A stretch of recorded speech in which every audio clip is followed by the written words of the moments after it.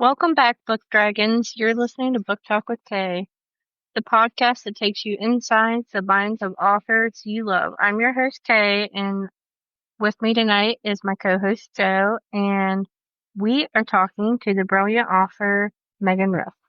Hi, Megan. Hi, Kay. Hi, Joe. Hello, hello. So, Hello, Megan, everybody listening at home. what are some of your favorite things that you've written so far? That I have written so far. One of my favorites, and I know it's a fan favorite as well, it's called Rock Garden. It is a short story that I actually released with the Butchered Writers originally last year in their Underground volume. It is a short story about a Gorgon, so my version of Medusa, and a group of men that come to hunt her, and the aftermath of what happens when people come after somebody who has no qualms about taking their rage out on those who invade their territory. And I know it's a fan favorite. It got put in their best of volume. It's also featured in my Night Creatures lair because that's the world that story takes place in. And that is definitely one of my favorites. My favorite like full published work would be my most recent collection, Lore, which leads into my current world that I'm working on building and releasing novels in. And that one's a short story collection that kind of, as the name implies, builds the world lore for the world of Earth. And it's a fun collection that kind of dips into some dark fantasy and brings monsters and heroes to life and shows the fall of a world from where gods once walked with them and they had a lot of magic to a world where only darkness really has any control over that type of power anymore. And I think those are definitely my two favorite right now. So like darkness reigns in your world. Oh, yes. Okay. All right. Oh, yes. Very, very dark themes, but a lot of like the hope on the horizon. They just have to get there. Okay, that's good. At least there's hope. I like Yeah. What draws you into the dark fantasy genre? I mean, I play a lot of tabletop gaming, and that's where I draw a lot of my story inspiration comes from the tabletop games I play in my spare time. And a lot of the like published actual like stories that you can follow as like just a gamer without any really work on your own are tend to be a little bit darker with that theme of the heroes are going to rise and take over and push the darkness back, right? And that's just kind of the same thing I like putting in my stories. I like writing, like Rock Garden is actually from the point of view of the monster. A lot of my short stories take place in the point of view of the creature or monster to kind of build that sympathy with the evil entity when they might not necessarily be actually evil, just have some strange motives. wasn't there someone that was talking about how that's a way to write to get your juices flowing is to write from the villain's perspective. Yeah. Oh yeah, it's fun. I didn't know that was a thing for like fantasy authors to do, to flesh out your characters a little bit more, to write from the villain's point of view. Yeah, I've done it a couple times. I'm not so much doing that in my new series that I'm starting, but yeah, I have so much fun when my short stories kind of dipping into that. Like, what is the motive, or what is the driving force behind this evil entity? Yeah. Definitely helps. So tell us how you got into writing. I actually got into writing when I was in elementary school. In 1996, my elementary school had a writing contest and allowed us to enter a story, and if it was good enough, it would end up in the library. That's cool. And my story won in I think it was it third grade? Yeah, I think it was third grade for that one. And they published it in this little hardback. It's like, what is that, size 8 by like the 12, like normal, like printer size sheets. And it's got this little leather bound. I actually have a copy. It sits on my bookshelf. And I got published in my school library. And of course, being 8, in my brain, I was like, cool, I'm going to be a published author when I grow up, right? I'm going to be famous. I'm going to write the best stories ever. I'm going to be the next big thing. And of course, life happens. And I was 8 and I didn't know how to put an actual good story together. But I tried my hand at it for years. And I just never stopped, really. I wrote Pokemon fan fiction. I tried my hand at some HP fan fiction back in the early days. And of course, it's stuff that I was the only one ever seeing it. And then I tried my hand at indie publishing in like 2006. I tried to publish my own novel, which I did through the Amazon, their self-publishing stuff. And I was a teenager. I didn't know what I was doing. I didn't know the industry. I didn't have an editor. I didn't have even like a good program to run it through on my dad's computer. But I tried, and it got out there, and a couple people read it, and it got some very, very helpful critique reviews, I will say. And of course, being, what was I, like 16 at the time, it crushed me. When you're young, that's the end of the world. Hearing bad. And it really was. And so, I was done. That was the end.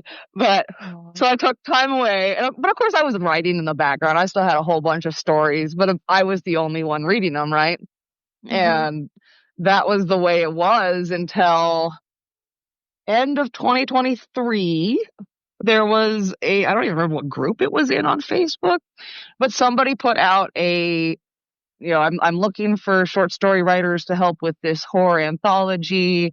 And I'd been playing with the idea of getting back into writing and actually putting my work out there again. And so I was like, you know what? I'll try my hand at it. And that's how I got involved with the Butchered Writers. Now it's 2 years later and I've got 5 published books. Go inside. That's amazing. Your story reminds me a lot of mine, except I don't have anything published.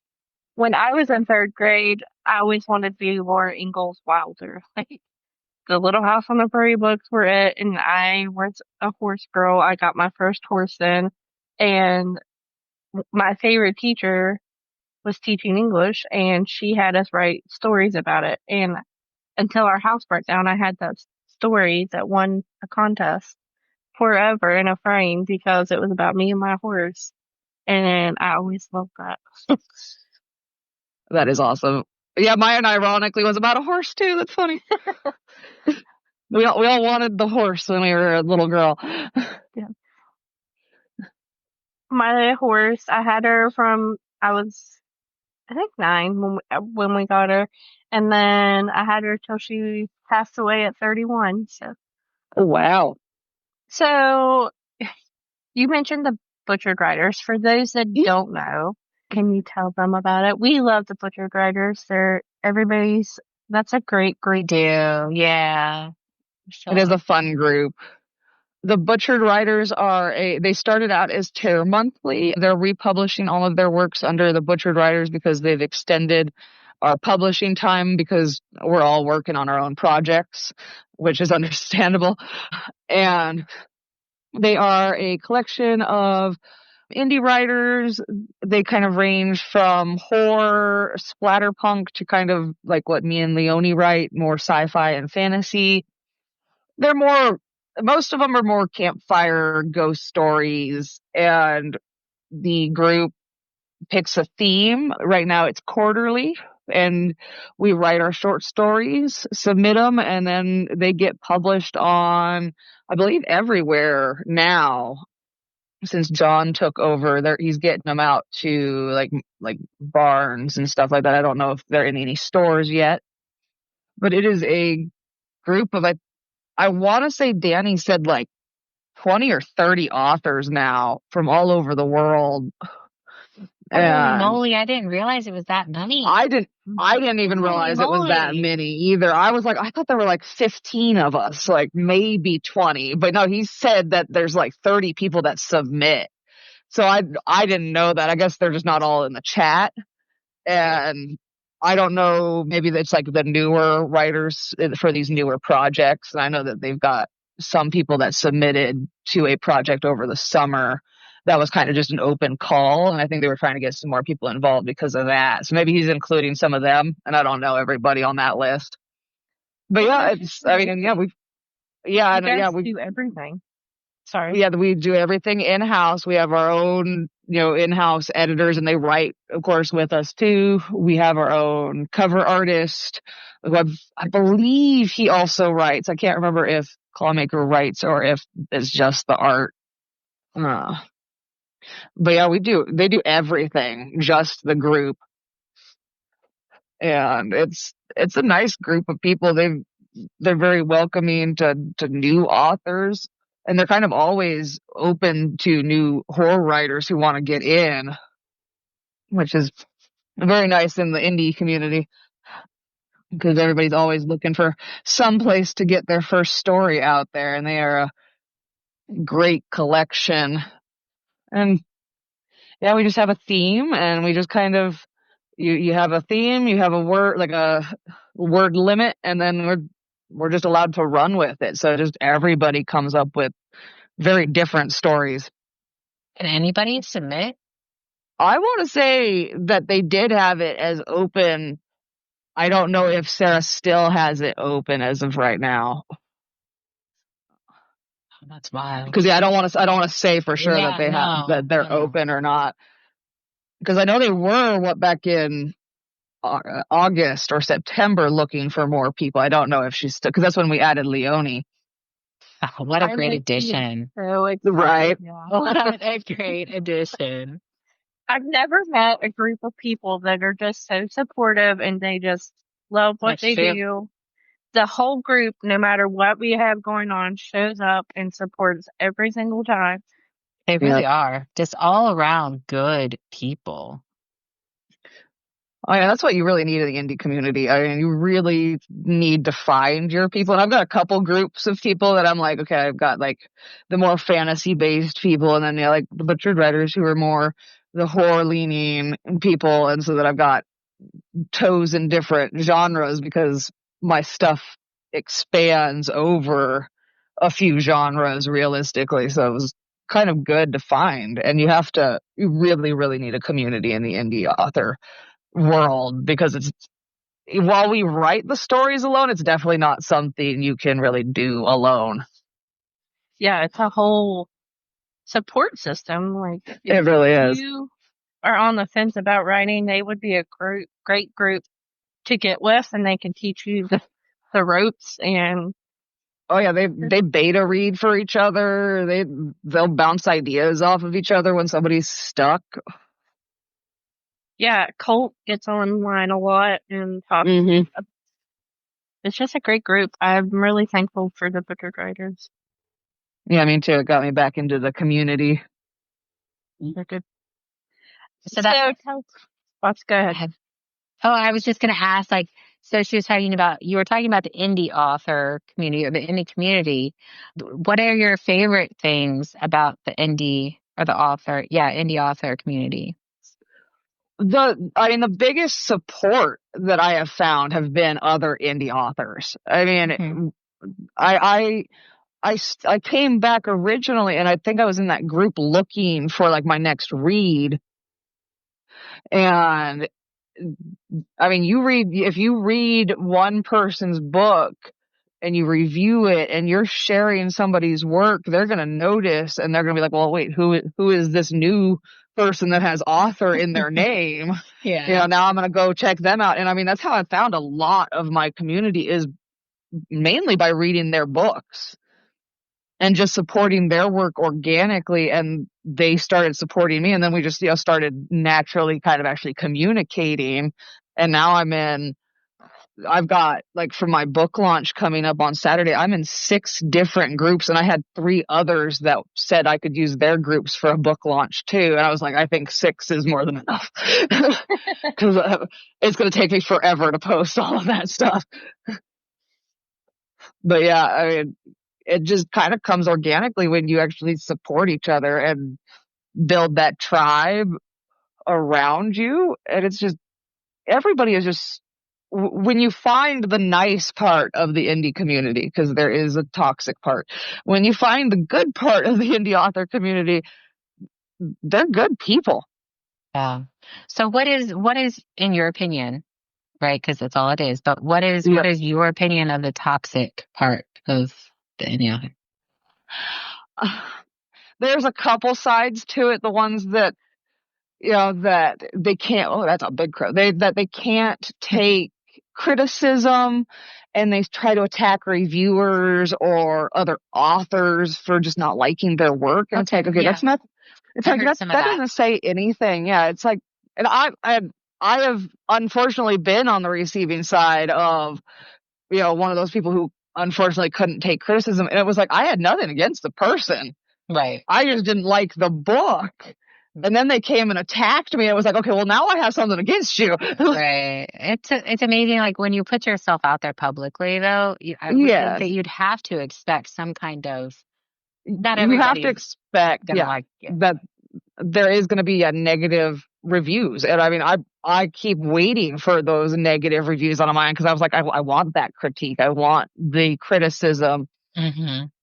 Because I mean, I've always said, those good, low star reviews, if it just says, oh, this was bad, the end, okay, well, that wasn't very helpful, but at least you left a review. But at the same time, it's like, if it's a helpful critique about my writing as a low star review, I'll take it, because it's like, okay, well, that's something I can grow from. And unfortunately, not everybody in the indie community has thick skin yet. I mean, I think it's something we all develop over time. Okay. As I said, I certainly didn't have it when I was 16 and I did my first published work. No, it was certainly the end of the world. Yeah. But we learn and grow, and that's how I take reviews. Is they are one, they're not for me, they're for readers. And that is a big rule to remember. And unfortunately, not enough, even trad published authors take that into account, that reviews are not for the author. Once the book's out there, the book's out there. And that's kind of my view on even my own reviews. I check them regularly when I have a book coming out for my ARC reviews, because I want to see those so that I can use them for promotional stuff. But once the book is out, I'm moving on to the next one. I'm not even checking that anymore. Yeah. Wow. And sorry, Kay, I just kind of took over there. No, you're fine. I was just interested. I love that you have your Facebook group, that you always try to lift other people up. Even if you're promoting your book or your work, I see you sharing other people's work all the time. Yeah, I actually have a review page that I have on Facebook. I call myself the Blue Bookworm Reviewer, and I review only indie authors on that. Anything above a 3-star gets posted. I try to post regularly, as much as I'm pushing my book right now. I've been off of that, but I try. And because I love indie authors in general. I don't know what it is about trad publishing the last couple of years. I find it very hard to find a good book. And indie authors, maybe it's because there's no box that you have to fit in. Yeah. It's such a wide range of creative voice. Whereas trad publishing seems very one note sometimes. Everything sounds the same. Everything looks the same. In the indie world, if I want a romance book, I've got 5 friends I could go and jump and read one of their books. If I want a horror book, I know 20 people I can go and read one of their books. And I know that it's going to be most likely pretty original. And it's going to be well done because I trust these people to write good stuff because I've been reading their stuff for a while. Yeah. Would you ever want to be traditionally published? I keep saying no. While the money kind of sounds nice, the lack of control of my work does not. Maybe it's the world I have planned. I want it to be a specific way, and I know that trad publishing, from what I understand, is very, it's if they want to cut a whole 100 pages from my book, they're going to do it, and I don't want to lose those pieces. I don't want to lose my voice, through their editorial process. Yeah. And so I keep going with no because, one, I'm not in it for the money. Yeah, that would be nice. That's always nice in today's economy, right? But I came back to writing to write. I have a career to pay the bills. This is so I can tell stories.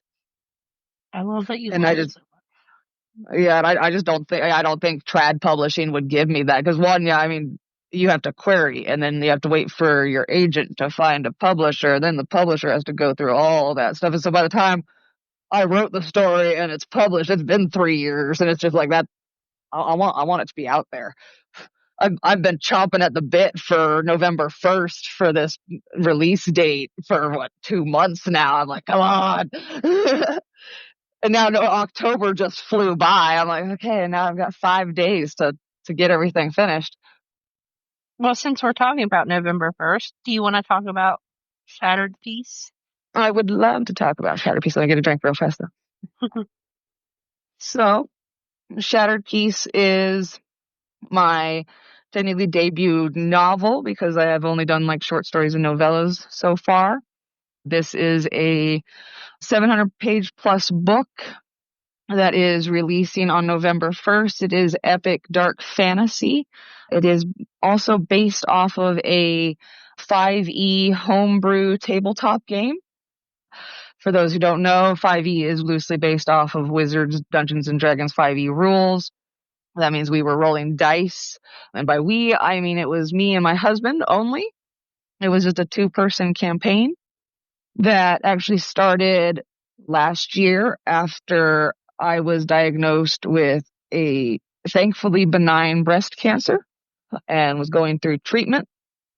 And I was kind of losing my mind, and Dungeons and Dragons tabletop gaming is very important to me and my husband. So my husband came up with a concept for the world of Aerith and told me to make a character. And the rest is more or less history. We made a map, which I will be posting pictures of on November 1st. I love we made actual characters, and there is a map in the book. It's not going to be the world map yet, that will get there. It is the map of the place that the main story for Shattered Peace takes place.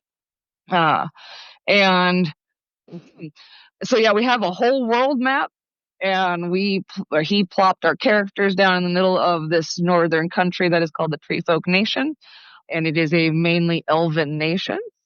We played for months while I was going through treatment and healing, and just continued playing the game. We're still playing the game, so I don't even know how this story ends, so I can't even spoil that. And in December, when I was feeling better and doing a little bit more writing, I decided I wanted to tell the story of these characters. And at the time, being a short story writer mainly, I was going to tell their stories in short story format. And I was going to just kind of throw a whole bunch of just different scenarios that these characters went through into a collection. And the first story quickly got over 10K, and I realized, okay, these characters have more to say than I can say in a short story. And that was how Lore, that short story collection, was born. I decided I'm going to tell short stories not related to our characters at all. in each of our 6 countries to introduce readers to this world ahead of time. And that actually has taken off pretty well. It's been very well received, and I've loved the feedback on it, and people have loved this world enough that I'm hopeful that when the rest of the world after my ARC readers meets our main characters, Reed and Raylan in Shattered Peace, that they will want to read the rest of this epic fantasy saga that I'm starting. But Shattered Peace itself is a story about 2 fresh monk graduates from the Monastery of the Leaf. But these are not your typical Earth Shaolin monastery monks. These are pretty relaxed, more militant defenders, like the innocent elves that live in this nation from the monsters that plague the world of Earth. The story follows our main characters, Reed and Raylan, as they take their first steps from their graduation to learning what it actually means to be a full monk.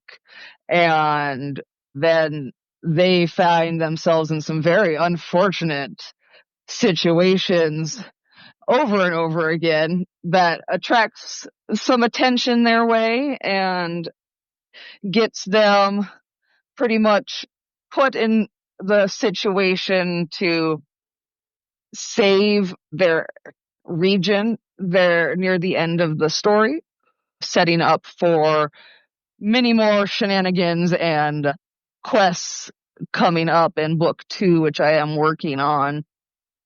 And yeah, Shattered Peace is so far being very well received by ARC readers.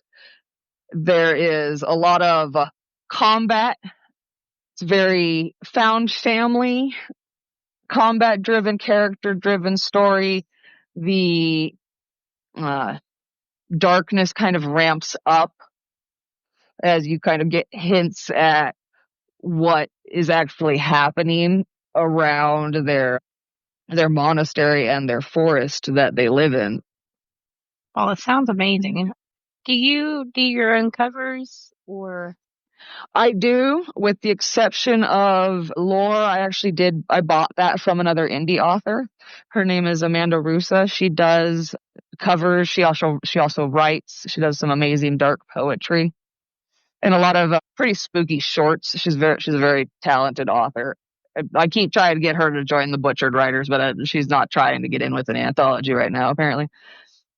But because she's really, really talented, I think she'd be a good addition. But I got the lore cover from her. Every other cover I either drew or like bought the image and then like did the text and everything over it. But yeah, for Shattered Peace, I digitally drew the tree in the background, did a whole bunch of shading that took way too long. And then I had a lot of fun coming up with the leaf is very important. They are monks of the Monastery of the Leaf. So each cover of this Balance of Fate series that Shattered Peace is book 1 of will have a leaf on the cover. And then the weapons on it are the primary weapons of choice for our main characters. You will find out which inside the book. And then, yeah, the trees in the background. The logo I came up with myself as well. I found that tree logo on Canva and kind of just messed with it a little bit to make it fit the theme of the tree and the world. And then the Misfortunate Adventures saga, which this is going to be part of. It's going to be the overall name. I feel like I am very fortunate to have not had a worse cancer. I know I am very lucky as a survivor. I have friends who are going through much worse breast cancer than I did. And the characters go through some very unfortunate adventures. So the Misfortunate Adventures title came out of that. And I had a lot of fun. Yeah, I came up with the cover for this one, and I already have the cover for the next one, which I will be doing a cover reveal on Saturday via my newsletter and during the different lives that I plan on doing. So that'll be fun because I'm excited to show that one off. It's actually my favorite out of the trio. But yeah, I have fun doing it. I usually just use Canva and then like I'll use like some photos, just like the free Photoshop to make like the background image and then kind of hide it under some layers of different like little Canva effects. And I love this cover, but the next one's my favorite one. Yeah, And this then one's I feel like beautiful. number 3 will be pretty. Yeah. And yeah, I know a lot of people make their own via Canva because yeah, it's it's pretty intuitive. Yeah, it's very user friendly. Yeah. So one of the covers that I love on your short stories was the Ice Princess. Yes. Yeah, I had fun making that one. You made that one too? It's beautiful. I love the mountain. And the guy kind of looks like the Witcher. I was gonna say I think I just typed in, what did I type in? Like fantasy hero silhouette or something. And that was one of the ones that came up and I was like, that's kind of cool. Look, I actually had a couple different covers for that one. Or was it? No, it was Finding Forgiveness. That was one that lost to the one that is on Finding Forgiveness, which is funny because yeah, now everybody loves that one. And it's like, that was an option, but you guys didn't want it for that one. Yeah, no, I had fun doing the different layers on that one.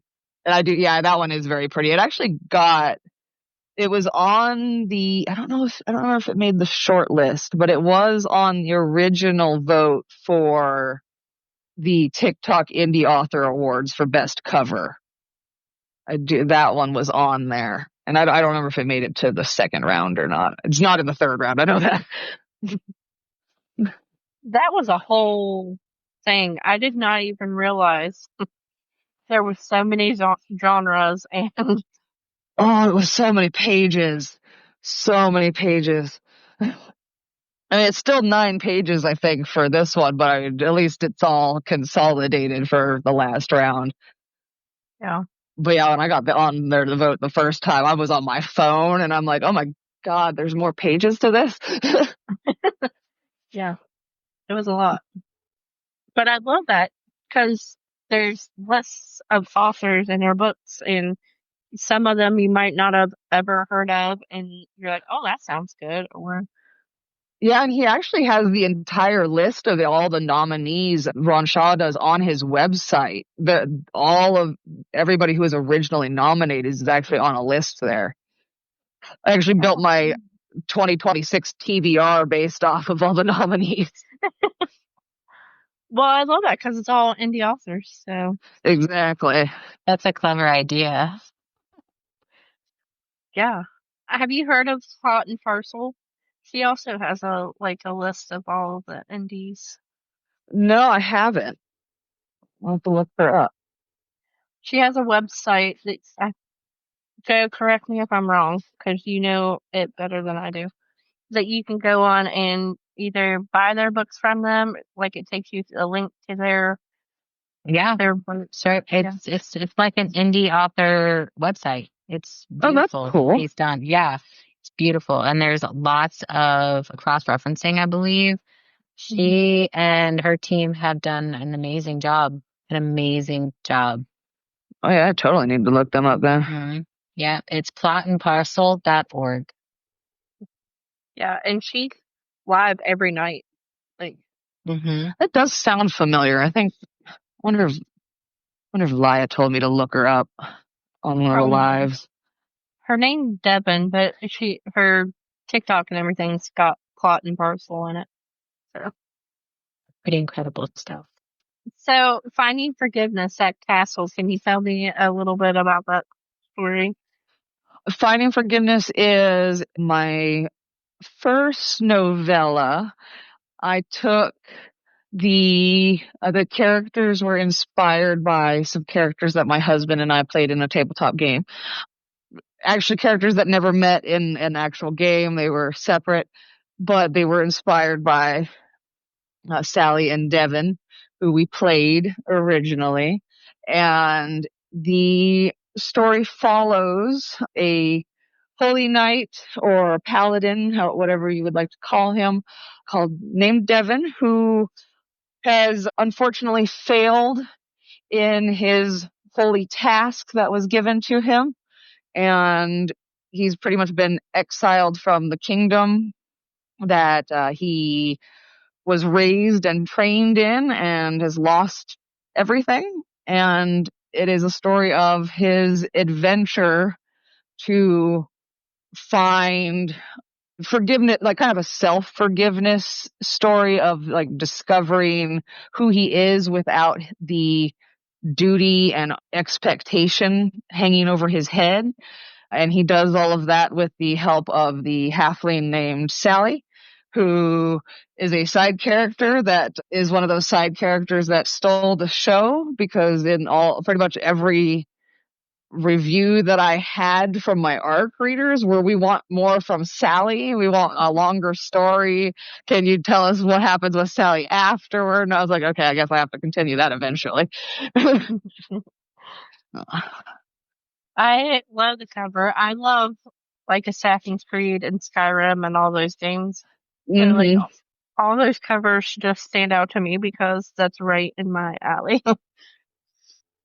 Yeah, I take a lot of inspiration, from video games, tabletop games, anime. So yeah, I try to make my covers a little bit more, I don't even know what the word would be, cinematic looking. That's a good word, yeah. So tell us a little bit about you. I am a mom of 3, and then a fur mom of 6. Oh wow! Holy moly! We have three little dogs and 3 cats. One for each of us, huh? Yeah. Wow. I am a licensed massage therapist in the state of Nevada, and that is my career. I do not write under a pen name. My name is Megan Russ. I want everybody to know who I am when my clients come in, when they see my books sitting on the shelf in my studio. They have no doubt that, no, that's my book right there. It's my name, my book. And I do a lot of video games, tabletop games as a hobby, and writing. Anytime I can, I am writing it these days, it seems. That my favorite animals are dragons and wolves. I am a firm believer that dragons once existed. Hey, me too. Me too. Absolutely. Yes. There's way too much proof. There's way too much proof that they existed. And there's way too much proof that 90% of the fossil record is missing. And I believe dragons are in that 90%. I love it so much. Yeah. Well, and just think of how much of the ocean we have not explored. Like, you can't tell me there's not a dragon down there somewhere. Right, yeah, like some gigantic eel. Oh, it's an eel. No, that's a freaking dragon right there. Yeah. I mean, or Antarctica. I don't know. Right. Yeah. Under all that ice. Yeah. Oh, snowbargain. So what do you think it is about pen names? If I would ever publish, I would want everybody to know. Heck yeah, this exact same thing. Like, what is it? Why do some people choose to use pen names and why not? I think it's the anonymity of it. I think some people don't want, like if they're like a spicy author, they don't want their family knowing that they write erotica or whatever. I could kind of see that, of like they're trying to like play it down, but at the same time, yeah, I was like, I want everybody to know. No, this is me. Right? And yeah, I think part of it is that anonymity, so that especially in today's world, that the creepy stalker can't show up. But it's like, if you want to show up in front of my house, dude, have fun. my husband will have fun with that. Like a little game. Yeah. And I mean, I get that not everybody has that, so yeah. protection. They want, or they've always wanted to have that as their name, so they want a fake name. So it's their alter ego. Mm-hmm. I never thought of that, I guess, but An alter ego. Yeah. Didn't we come up with pen names if we had? Yeah, I think I put it in Discord once. That's been a while. We talked about it. I played around with the idea of it, but it's like maybe if I like switched to like writing in a romance genre or something that I don't want people to know, that their massage therapist is writing erotica. Yeah, I would be writing directing names like writing fantasy. I just think with like technology in this day and age, you cannot really be anonymous at all. If somebody wants to find you bad enough, they're going to. Yeah, that's true.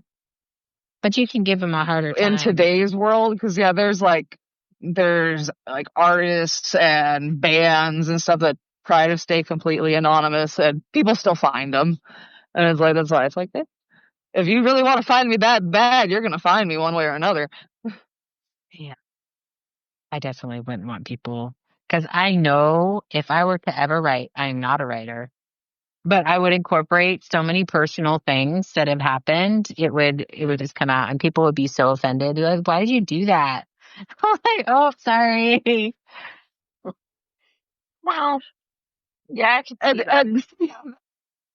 Also doing it behind for that same reason. I want whose last name I still have to know. Oh no!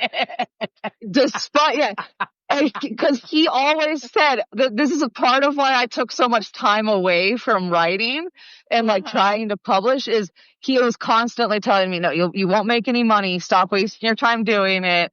And telling me that it wouldn't ever amount to anything. I want him to know I am an author now using your name. Love it. Like, no, I hope he sees my book on the library shelf, or my daughter comes home, I want to read Mom's book. Yeah. Yeah. Yes.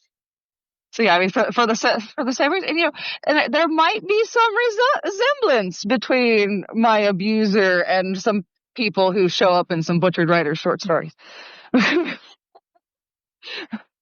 Which I think Danny said, I do notice that there is a specific description of your victims. Danny would be the one to notice too. Yeah, he would. I think he reads everybody's as they come in or something. Yeah. Danny was actually the one that got me started in the interviews. He was my very first interview. Oh, nice. Yeah, he was just so kind, and he's been with me ever since, pretty much. He is really awesome.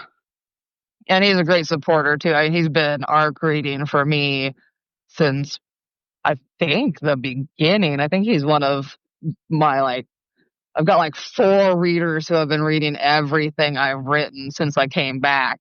And I want to say he's one of them.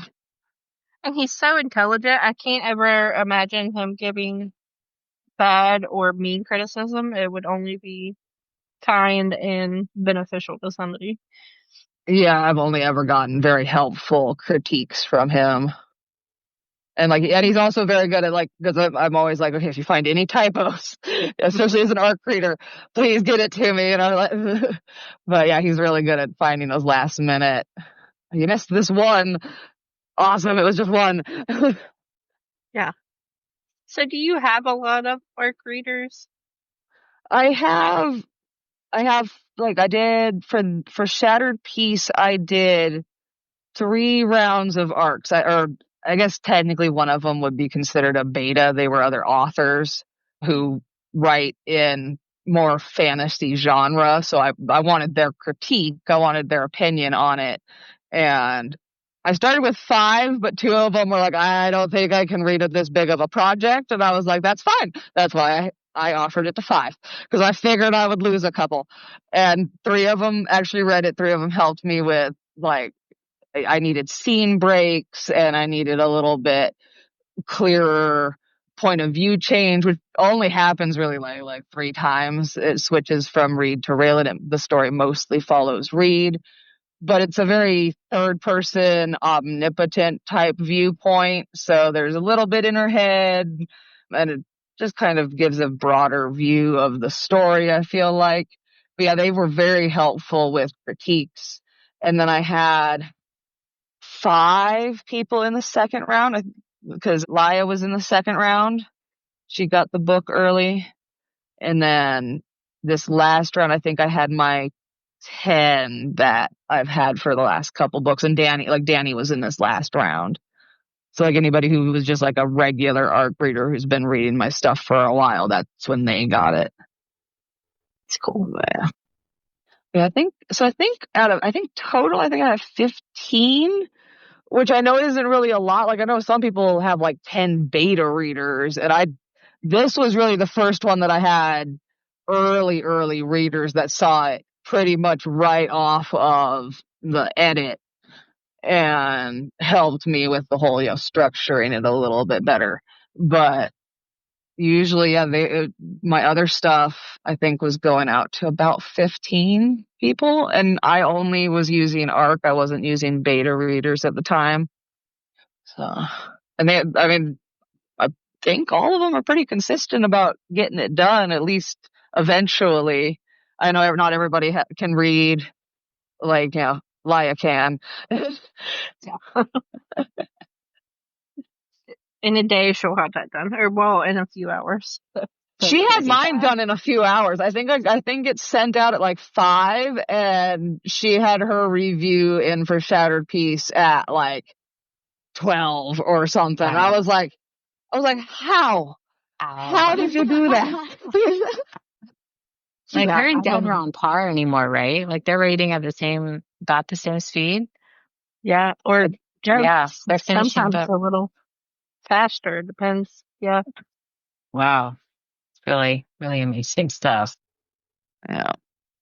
So when I'm writing like a big project like this, when I sent that last one out, I said, I know that how big this project is.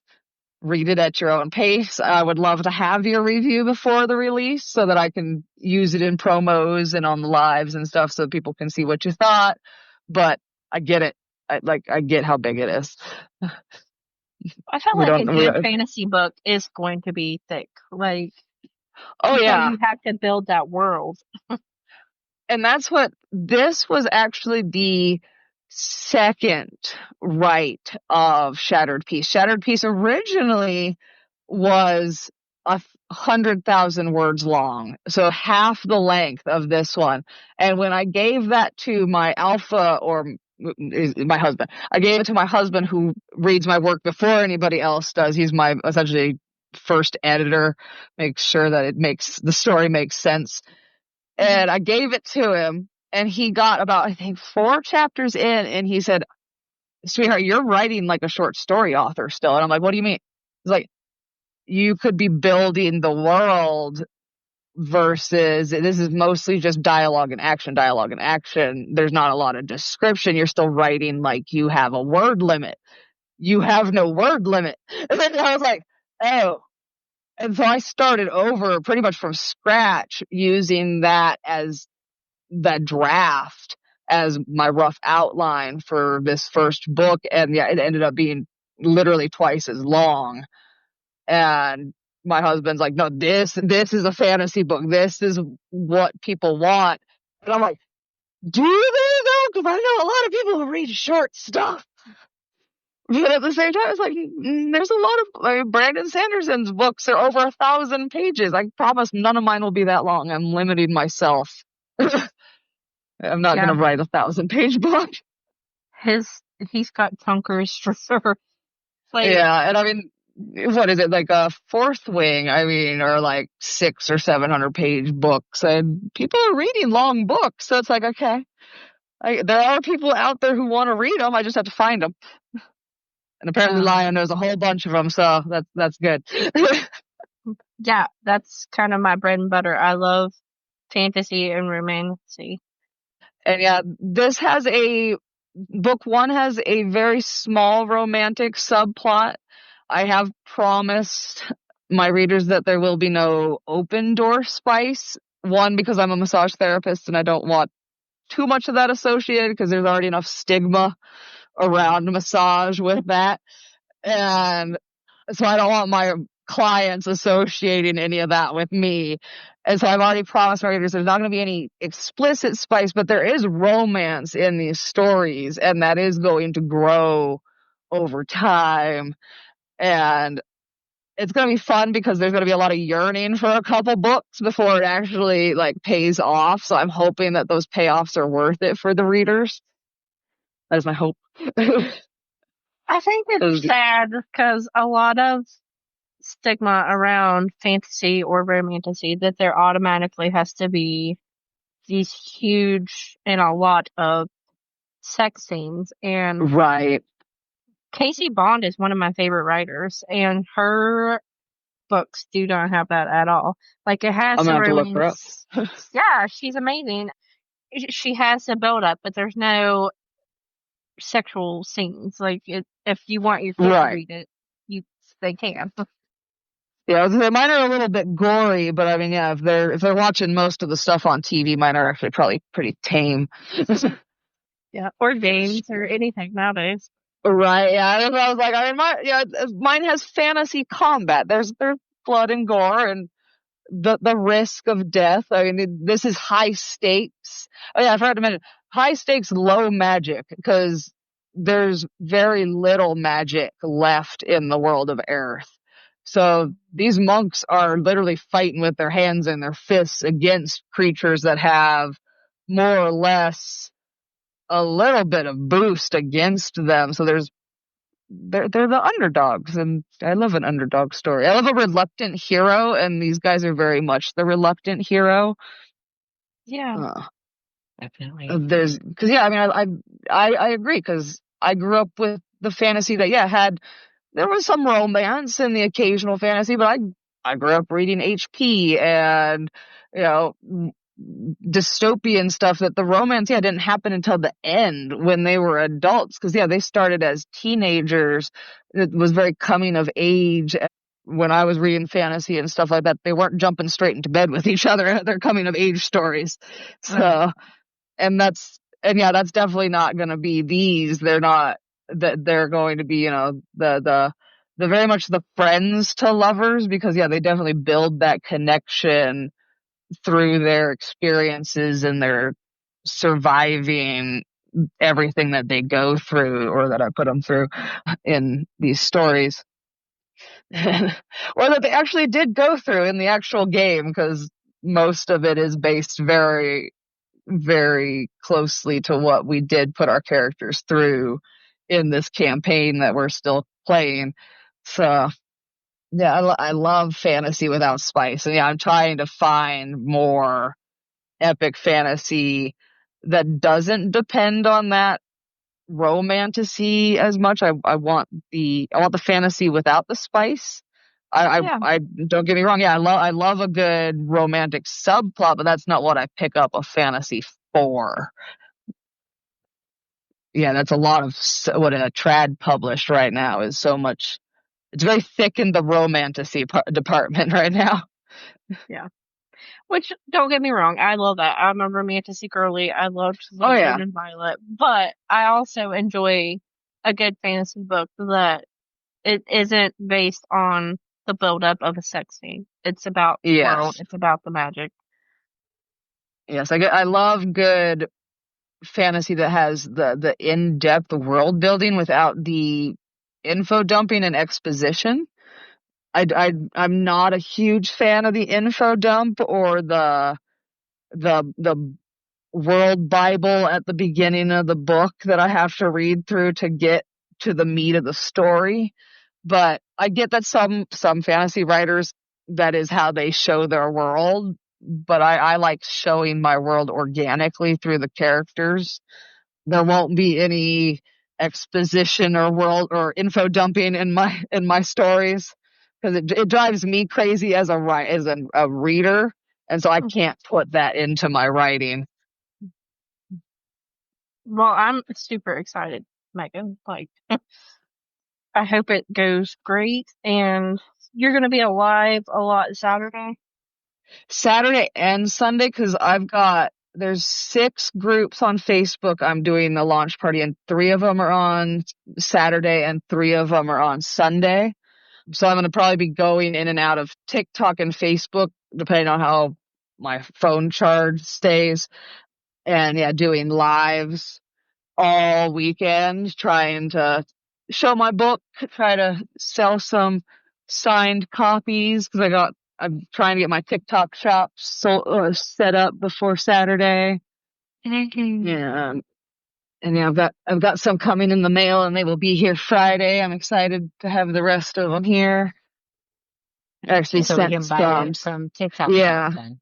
The event, yeah, you can either contact me directly through Facebook and buy them, but since I know TikTok has its weird things about if you send people off of the app, you can get flagged and all that fun stuff, I'm going to just set up a TikTok shop, and so that people will be able to just buy it directly through there, and I can just send it out through them and not worry about it as much. But right now, yeah. Yeah, and they'll still be able to contact me directly if they want, but I know that, with all of TikTok's rules, I'm just trying to toe the line as much as I can. Yeah. Well, because you don't know, I don't know if you get banned from TikTok Shop. Do they ban your main account that's linked to it? I don't know. I've heard that people have gotten flagged on their lives for, telling people to go to their website, or the link in the bio, I guess is a trigger for the bot now to you're sending people away from TikTok. Now you're flagged. I don't know if it keeps you from actually selling or if it just kind of shadow bans you. I know that a few people haven't been able to go live at all, but again, I don't know if they're triggering it by sending people off, or if they're doing other stuff that's getting them banned too. I'm very careful with my language on TikTok. I know there's a lot of banned words and stuff, and unfortunately, like the main character in the Shattered Peace read, she is what the monastery calls a death monk, and I know that I cannot say death on TikTok without getting flagged. So I'm like, oh, okay, well, I'm gonna have to be really careful about talking about her and what she does. And so I'm just gonna call her the dark monk or something like that. But no, it's not dark magic. So yeah, I try to be very careful not to trigger their bot, because I already don't have that big of an audience, and I'm trying to build that and get my book out there, and any means necessary for the free advertisement at this point. And if opening a shop over on TikTok, I guess, helps, I'll try it. Yeah, just when you go live with TikTok Shop, make sure you have the book and you have to show it every so many seconds. Okay. That's what I figure. I know a lot of people that I've watched, they keep it right next to them, and they keep pointing at it or picking it up and flipping through it. That's what I figured. There were some triggers that you have to. I know you're not supposed to stay quiet, and you want to keep the chat going and all that fun stuff. So yeah, so many rules. It is almost discouraging for certain genres, like the Butcher Writers, for instance. I would try to do things for them, and some of the covers would get flagged because the art, and it's but that's just what they write. And yeah, that's the sad thing. Yeah, when you're a horror writer on there, especially if you want to do a reading, which I love that some people, the way how sarcastically they censor themselves when they do their readings. They're like, red sticky stuff. That gets me every single time I listen to somebody doing a reading.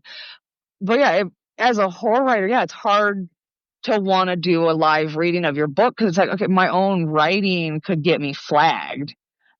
anything I accidentally say could get the bot upset with me. Yeah, it is discouraging, especially when TikTok's supposed to be like the most book indie author friendly platform. Well, yeah, and that's the thing with indie authors. That's your promotion. Like TikTok's big for a lot of indie authors, so it's just hard. It's hard on a lot of the different platforms because it doesn't help when all of them have their own set of rules. Yeah. So book events. Do you have any coming up, or are you going to any? What's your goal? So I do have goals to eventually get out there to like those type of signing events. I live in northern Nevada near Reno, and I know there are different author cons and stuff from time to time over there in Carson City and Reno. But I actually did schedule my signing with my local library. And it's going to be in January. On the 27th of January, I will be at my local library doing a signing. But for other book events, it's all been online so far. It's all launch parties with other indie authors and like book anniversary parties and stuff like that, just promoting everybody else's work. Yeah. And like this week, I'm part of a couple parties, not just my own. So it's a big week for book releases, apparently. It is. We are having a Halloween party on Wednesday. Yes, I will be there. I have my Reed costume. I will be dressed up as my character. Oh my gosh, that makes me even more excited now. Yeah, we actually tried on our costumes the other day, and I'm finishing my husband's mask for his character because the character Raylan is what's known as a mercy monk. He's a healer, and they're kind of that faceless healer so that you don't get attached to the person saving your life type thing on the battlefield. And so he has this mask that his character wears, and I'm finishing actually painting it because he said if he's wearing the mask, he'll show his face on TikTok. Well, that makes sense, but I'm excited to see them. I'm sure they'll be awesome. I'm excited to wear it again. It was fun to put it on. So, and then I'm getting my toes in the water with the like in-person events. I think I told Leonie last week on TikTok I'm waiting until I have a couple books that I can have a more decently full table than just one book. And she's like, I went with one book. And I was like, yeah, but I don't have any author friends to sit with. I want a full table if I don't have anybody to sit with. Like, you'll meet a lot of cool people, and I will. It's a lot of fun. I met Casey at a fantasy ball, actually. Nice. And I would have never heard of her books, unfortunately, unless I was at that ball and she was signing books. I was like, heck yeah. And now she's one of my favorite authors. So. And I mean, yeah, there's actually an event that happens in like the spring and over the summer here on our main street. And I met another author that actually lives here in my local town who writes horror. And I met him at the last one, and I was like, wait, there's another local author here? And he's like, yeah. And he's the one who actually got me in with the library to get that signing done. And I know a few people who live over in Reno who are authors. So yeah, I'm hoping that when I eventually go, I will know a few people and be able to kind of network with them in person because that'll be fun. Well, that'll be exciting. Hashtag goals. I'm going to a fantasy ball Saturday, so. That's awesome. Yeah, a little bit. Well, it's been so much fun. Is there anything that you want your readers to know before we head out? You can find me pretty much on every platform at Megan Russ Author. I write a lot of D&D adventure-based fantasy, and I hope that anybody who picks up my stories just kind of finds that found family aspect and can escape the crazy world we live in for just a little bit. So, no, I appreciate you having me on, Kay, so much. Oh, thank you for being here. It was a lot of fun. I'm excited for your book. November 1st. Yep. I'm so excited for Shattered Peace to get out there. November 1st. It will be on Amazon, KU, ebook. It is on sale. If you don't have KU, it is on 60% off sale until release date. So it's only 3 books on ebook right now, but it's going to go up to 9 on release date. So if you don't have KU, run over there now. Right now. And I will be offering all of my ebooks for free over the weekend. So if you join my newsletter, you will get links to all of my books sent out on Saturday, except for Shattered Peace. All of my backlog is free over the weekend for all of my readers, so that if they haven't read anything of mine yet and they've been waiting for it to be free or on deal, everybody can grab my stuff and read it for free. And super sweet. A lot of authors don't Yeah. do that. So. Like I've said, I'm not in this for the money, and I want people to enjoy a story.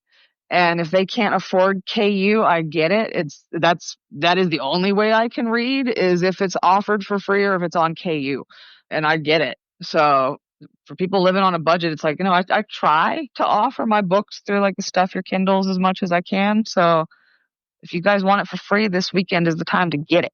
I already pre-ordered. Nice. November 1st, Shattered Peace, epic fantasy, big old book. I hope everybody will pick it up. Me too. Go check her out. Follow her on TikTok. She's on Facebook, Instagram, Blue Sky. I am on Twitter, X, whatever you want to call it, but I'm hardly ever actually on there. You can join my mailing list by visiting meganrussauthor.books.com. And yeah, I try to be I'm most active on Facebook and Instagram, but I'm trying to get more into TikTok. So yeah, if you want to reach me over there, at Megan Ruff Author. Awesome. Well, thank you so much for hanging out. I'll share it with you as soon as it goes live. Awesome. You guys go check her out. Thank you so much, guys. This was awesome. Thanks. Happy launch. Yay. Bye, guys. November 1st, everybody. Bye.